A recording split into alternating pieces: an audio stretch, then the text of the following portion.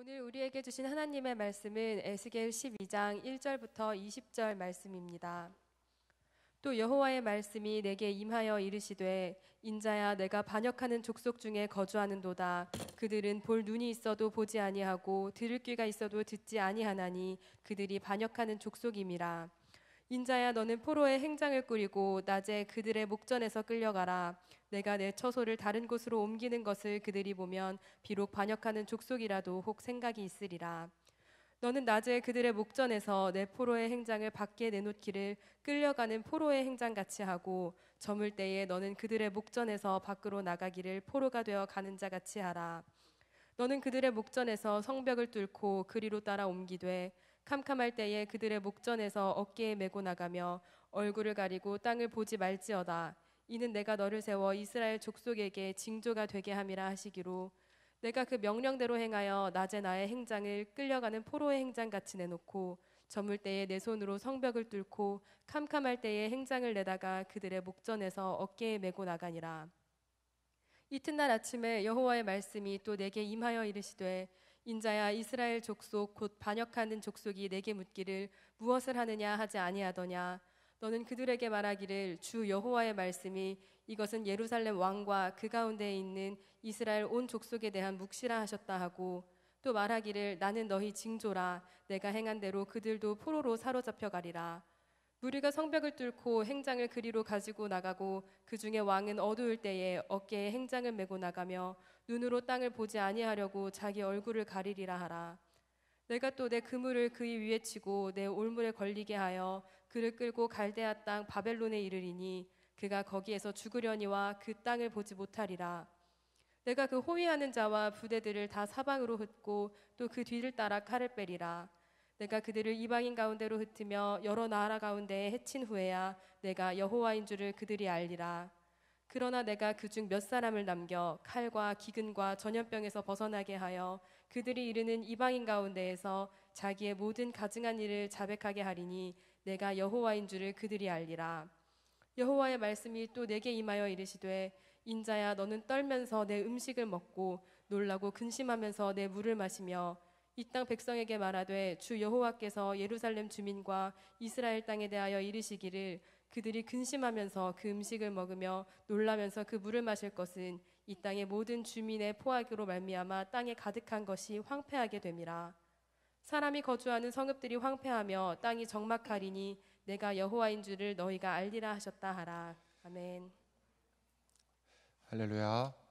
네.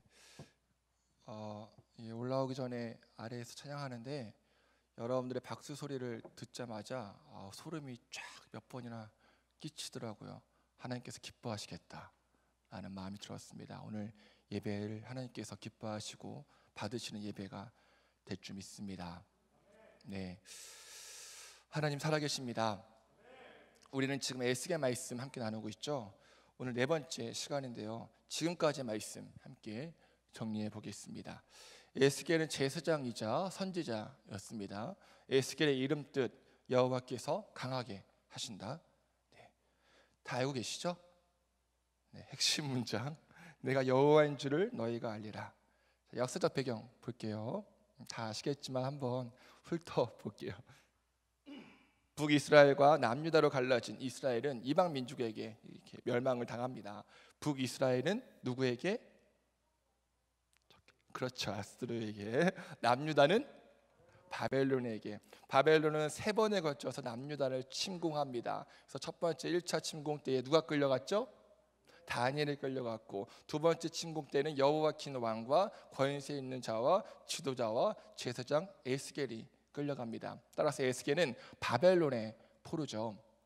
그렇게 바벨론의 포로가 된 지 5년째가 되던 해에 하나님께서 에스겔을 부르십니다. 선지자로 부르시는 거죠.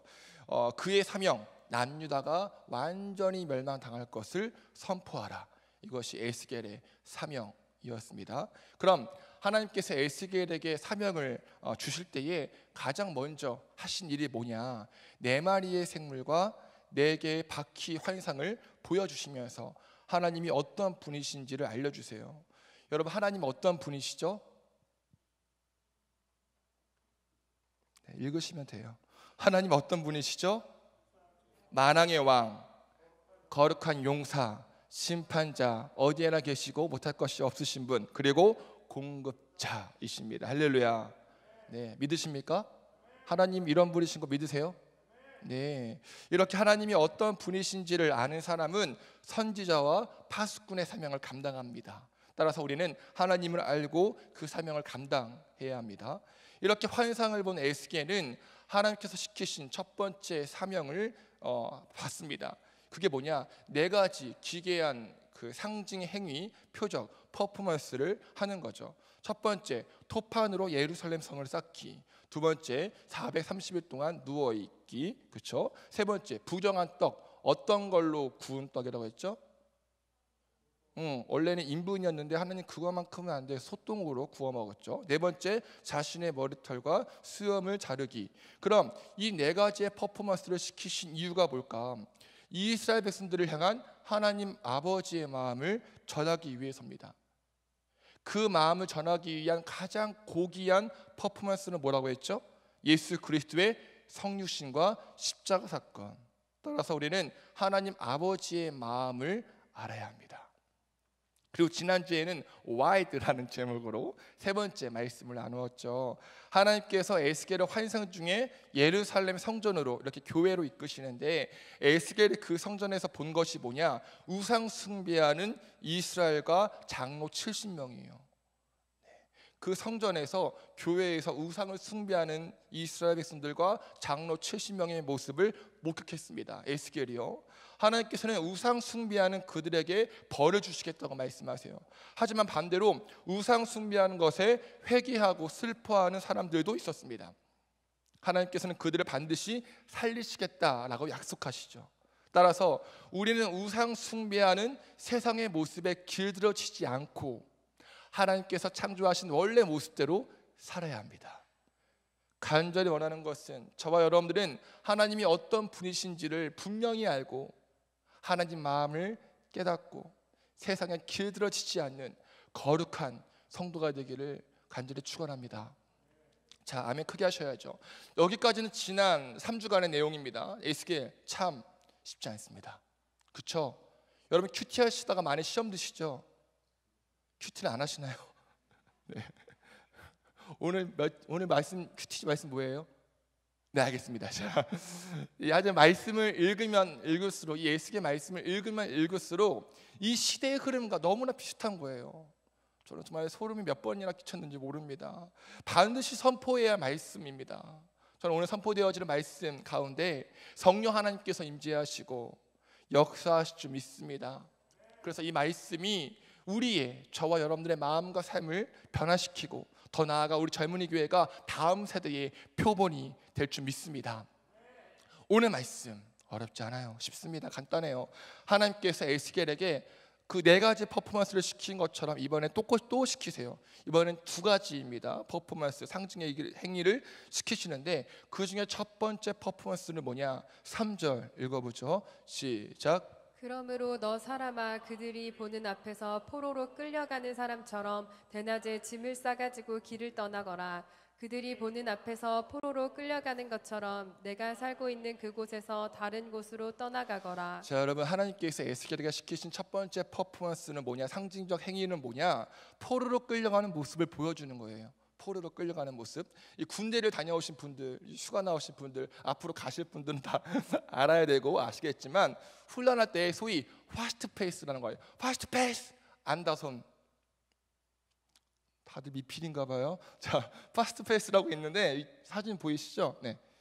여기 막 전쟁을 할 것 같은 그런 낌새가 포착이 되면은 전쟁을 할 준비 태세를 갖추는 훈련이 파스트 페이스예요. 그래서 이 훈련이 시작되면은 막 사이렌이 영이용 막 울리고, 막 군장에다가, 가방에 그 큰 군장에다가 온갖 짐을 다 구겨놓고 생활관에 있는 모든 짐들을 다 들고 다른 곳, 진지라고 아주 다른 곳으로 이동합니다. 그러니까 전쟁을 할 것 같은 그런 시뮬레이션을 하는 거예요. 태어난게 들었죠? 기억하세요? 뭐라고요? 네, 알았어요. 자, 마찬가지입니다. 하나님께서 에스겔에게 시키신 첫 번째 퍼포먼스는 뭐냐? 마치 전쟁이 나서 포로로 끌려가는 것과 같은 모습을 보여주는 거래요.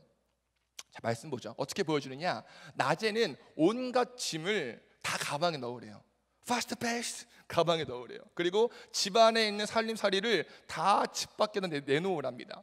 이뿐만이 아니라 저녁이 되면은 집에 그 벽 있잖아요. 집 벽에 구멍을 뚫고서 그 구멍을 통해 나가라고 합니다. 그때 당시 바벨론의 집은 그 흙을 햇볕에 말려서 만든 벽돌이라서 맨손으로도 이렇게 제거할 수가 있었습니다. 마지막으로 그 구멍으로, 자신이 제거한 그 구멍으로 나갈 때에는 얼굴을 가려서 땅을 보지 않도록 하랍니다. 이게 하나님께서 시키신 명령이에요. 오늘 읽은 본문 말씀입니다.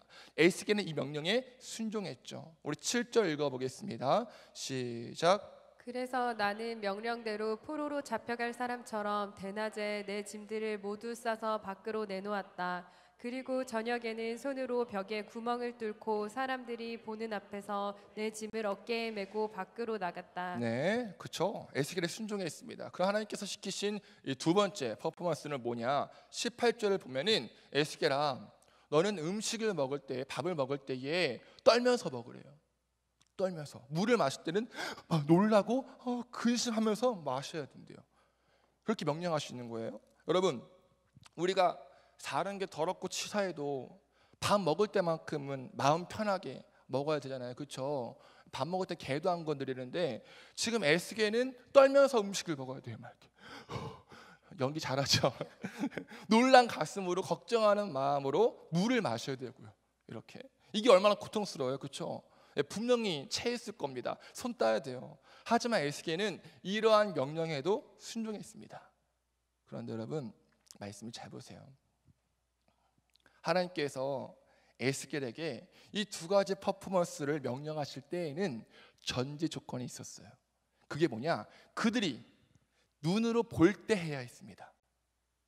눈으로 볼 때. 그러니까 여러분들이 저를 보고 있을 때 하는 것처럼 그들이 보는 앞에서 해야 합니다. 3절. 그들이 보는 앞에서가 두 번 나오죠. 4절에도 두 번, 5절에 한 번, 6절에 한 번 나와요. 계속 반복적으로 말씀하십니다. 강조하신다는 거죠. 그러니까 하나님께서 에스겔에게 계속 강조하시는 것은 뭐냐? 에스겔아, 너는 포로로 끌려가는 그 모습을 보여줄 때에 반드시 그들이 보는 앞에서 해야 해 라는 것입니다. 여기서 그들은 누구죠? 함께 바벨론으로 끌려온 남유다 사람들이요. 그러면 왜 그들 남유다 사람들이 보는 앞에서 이 퍼포먼스를 해야만 했을까요? 말씀의 답이 나와 있습니다. 함께 읽어보죠. 시작.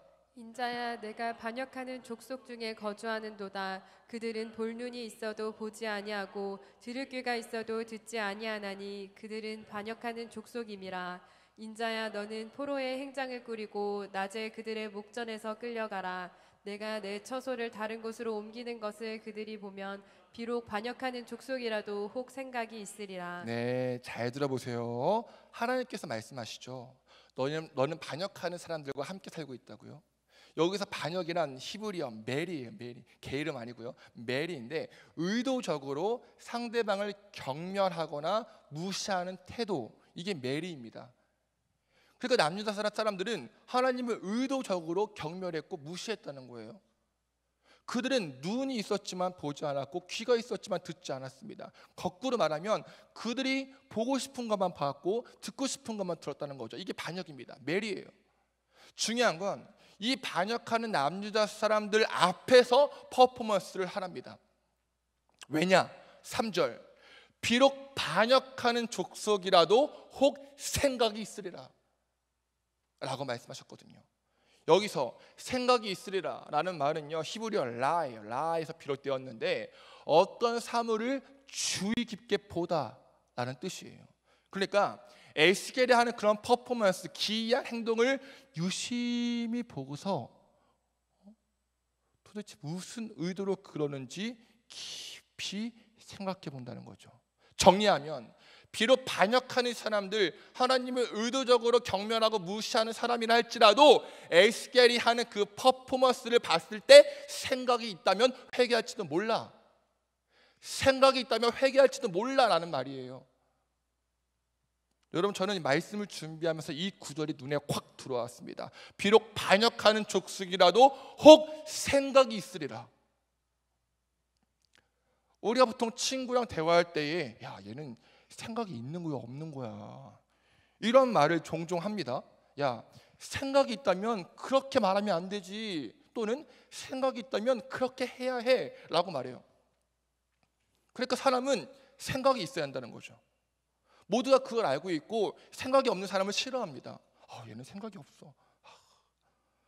오늘 여러분들이 이 자리에 나온 것도 생각이 있기 때문에 나온 것이고, 생각이 있기 때문에 오늘 전하는 말씀을 듣고 있는 거잖아요. 이렇게 생각이 있어 나온 우리에게 하나님께서 말씀하세요. 생각이 있다면 내 말을 들어야 돼. 생각이 있다면 심판의 말씀을 두려워해야 해. 생각이 있다면 회개해야 해. 생각이 있다면 오늘 너의 믿음을 점검해야 해. 생각이 있다면 너의 삶을 변해야 돼. 비록 세상은 반역하여 자신이 보고 싶은 것만 보고 듣고 싶은 것만 듣지만, 나를 의도적으로 경멸하고 무시하지만, 너희들이 생각이 있다면 반역해서는 안 돼. 생각이 있다면 얼른 돌이켜야 돼. 그게 너희들이 살 수 있는 방법이야 라는 말씀이에요. 여러분, 우리에게는 생각이 있죠. 네, 생각이 있습니다. 생각은 하나님께서 우리에게 주신 선물입니다. 우리는 생각을 통해 꿈을 꾸기도 하고 기억하기도 하며 무엇인가를 이해하고 어떤 것을 행동할 판단합니다. 하나님께서는 이 생각이란 그릇에 무한한 우주를 담아주셨어요. 하지만 하나님과 거리가 멀어진 인간들의 생각은 항상 악했습니다. 하나님을 의도적으로 무시했고 경멸했죠. 하나님과 그분의 뜻을 생각하지 않고 자신의 정욕과 쾌락과 편안함을 생각했습니다. 하나님께서 주신 무한한 생각으로 하나님 나라를 소망하기보다 이웃과 나라와 세계를 짓밟고 파괴하는 생각을 했어요. 그리고 그 생각들을 실천에 옮겼고요. 하나님께서 주신 생각을 자신들의 무기로 삼은 거죠. 그 생각으로 우상을 숭배하고, 그 생각으로 진화론을 주장하며, 그 생각으로 잘못된 인권을 주장합니다. 그 생각으로 이단을 만들고, 그 생각으로 교회를 파괴하려 합니다. 이때 저에게 주시는, 또 우리 젊은이에게 주시는 하나님 말씀은 뭐냐? 전도서 12장 1절부터 2절 말씀이요. 함께 읽어보겠습니다. 시작. 젊을 때에 너는 너의 창조주를 기억하여라. 고생스러운 날들이 오고 사는 것이 즐겁지 않다고 할 나이가 되기 전에, 해와 빛과 달과 별들이 어두워지기 전에, 먹구름이 곧 비를 몰고 오기 전에 그렇게 하여라. 아멘. 우리는 우리의 생각 속에 하나님이 늘 있어야 됩니다. 젊은 우리는 우리를 창조하신 하나님을 생각하고 기억해야 합니다. 아멘이신가요? 네. 하나님께서 비록 반역하는 족속이라도 혹 생각이 있으리라, 이 말씀을 하신 것은 어쩌면 나를 기억하는 이들이 있을지도 몰라. 어쩌면 애쓰게 네가 하는 행동을 통해 나를 기억할지도 몰라, 나에게 돌아올지도 몰라 라고 하는 하나님의 소망의 말이에요. 담겨 있는 것입니다. 여러분, 저는 오늘도 주님께서 이 공동체에 여러분들에게 소망을 두고 계심을 믿습니다. 젊을 때에 나를 기억하는 사람이 이 안에 있을지도 몰라. 나를 진정으로 찬양하고 예배하는 이들이 이 안에 있을지도 몰라. 그래서 이 어렵고 힘들고 괴로운 시절 속에 나를 기억하고 나를 온전히 신뢰하는 사람이 있을지도 몰라. 이 시대는 얼굴이 뻔뻔하고 자기가 보고 싶은 것만 보고 듣고 싶은 것만 듣지만, 여전히 나를 생각하여 예배하는 사람이 있을지도 몰라라고 하는 소망을 두신다는 거죠. 저는 우리 젊은이 교회가 하나님만 기억하고 생각하는 공동체 되기를 소망합니다. 하지만 남유다 사람들은 기어코 창조주 하나님을 생각하지 못했습니다. 그 이유가 뭘까요? 말씀 읽어보죠. 시작. 사람아, 이스라엘 땅에서 너희가 말하는 세월이 이만큼 흐르는 동안 환상으로 본 것이고 그대로 이루어진 것이 있더냐 하는 속담이 어찌 된 일이냐. 잘 보세요. 무슨 뜻이냐. 이때 당시 유행하는 속담이 있었대요. 세월이 이만큼 흐르는 동안 환상으로 본 것이고 그대로 이루어진 것이 있더냐? 잘 들어보세요. 세월이 이만큼 흐르는 동안 환상으로 본 것이고 그대로 이루어진 것이 있어? 라는 속담이에요. 이 속담의 뜻은 그동안 선지자들이 했던 심판의 메시지는 실제로 일어나지 않았어. 다 거짓이야. 다 말뿐이야 라는 뜻이에요. 그러니까 하나님의 말씀을 조롱하는 속담인 거죠. 그럼 이 속담을 누가 만들었느냐? 거짓 선지자들이에요.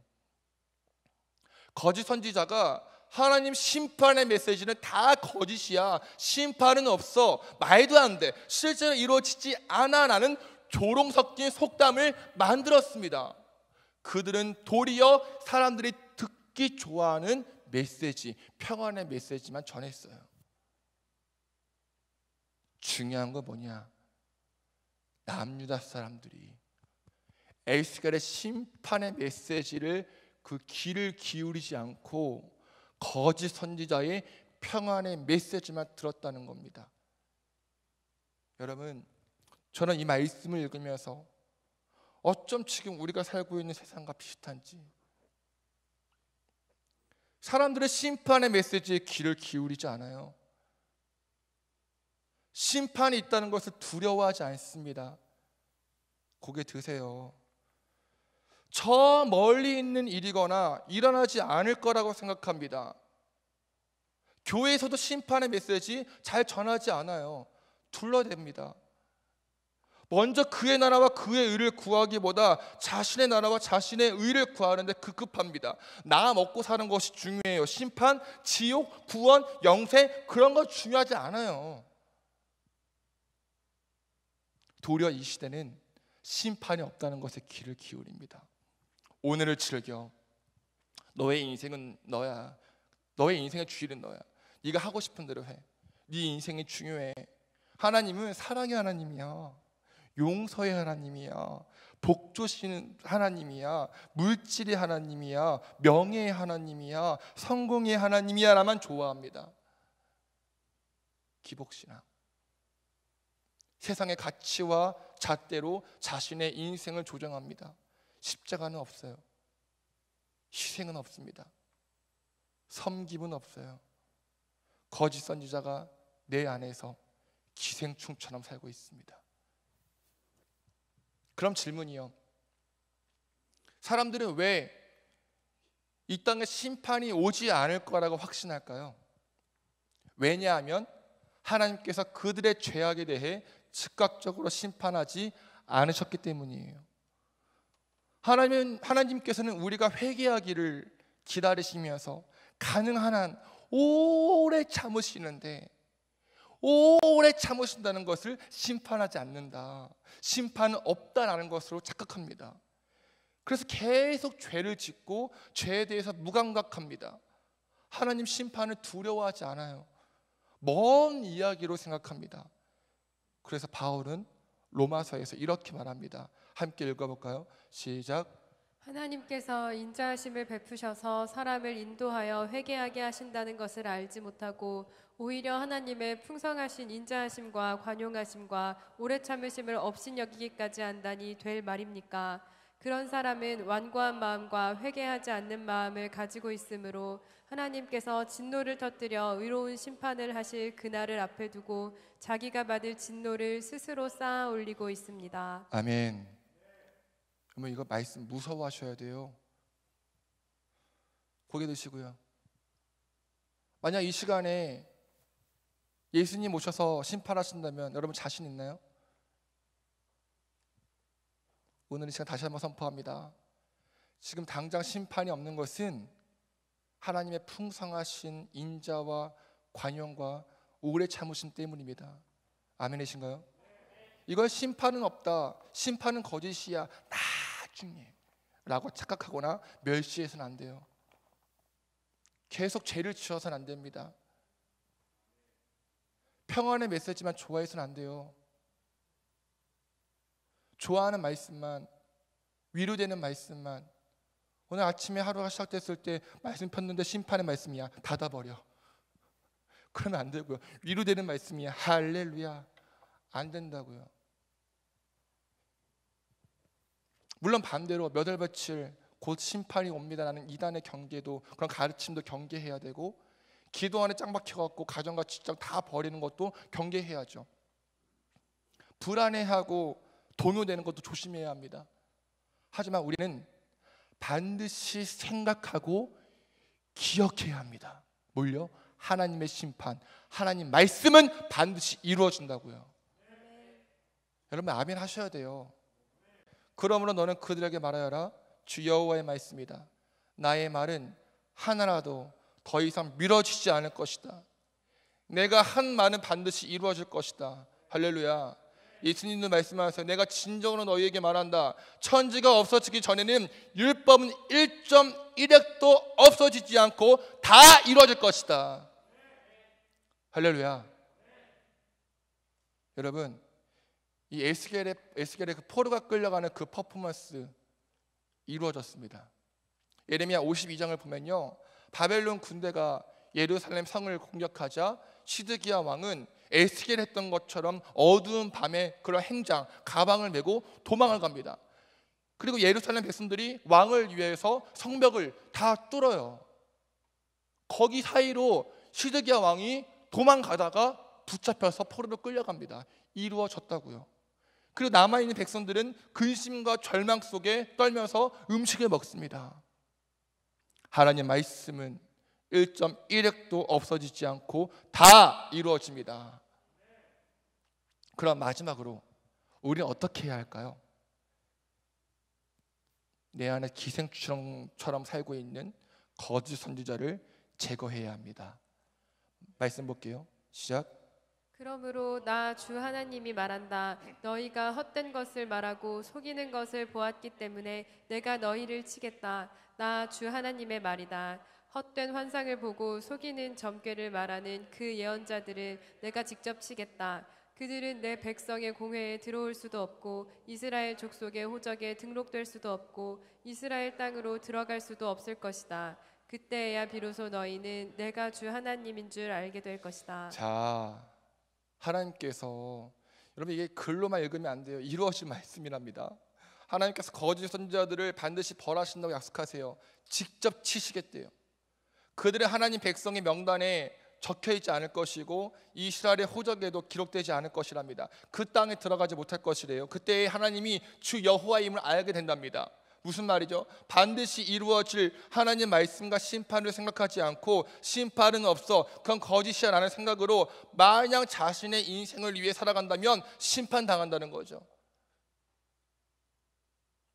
생명책에 기록되지 않고 하나님 나라에 들어가지 못한다는 말씀이에요. 그때가 되면 후회된대요. 아, 하나님 말씀 이루어지는구나, 하나님 살아계시는구나, 하나님 심판은 반드시 오는구나. 하지만 그땐 이미 늦었고 영원한 지옥불에서 고통을 맛본답니다.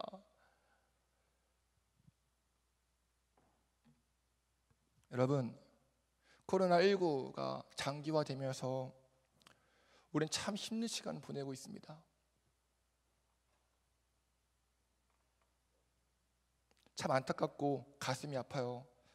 그런데 이런 시간들을 오랫동안 보내면서 제가 요새 느끼고 있는 게 뭐냐, 우울의 영, 죽음의 영이 하나님과 우리 사이를 가름하고 있다는 마음이 들더라고요. 하나님 주신 우리 생기가 우리 안에 가득해야 되는데, 생기발랄한 인생, 기쁨과 감사가 넘치는 인생을 살아야 되는데 계속 다운되고 우울하고 부정적이고 불만이 쌓이는 것을 봅니다.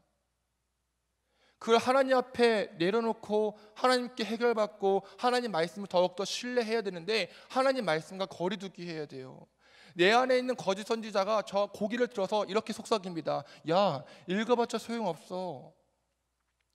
말씀 들어봤자 소용없어. 묵상해봤자 소용없어. 그거 잠깐이야.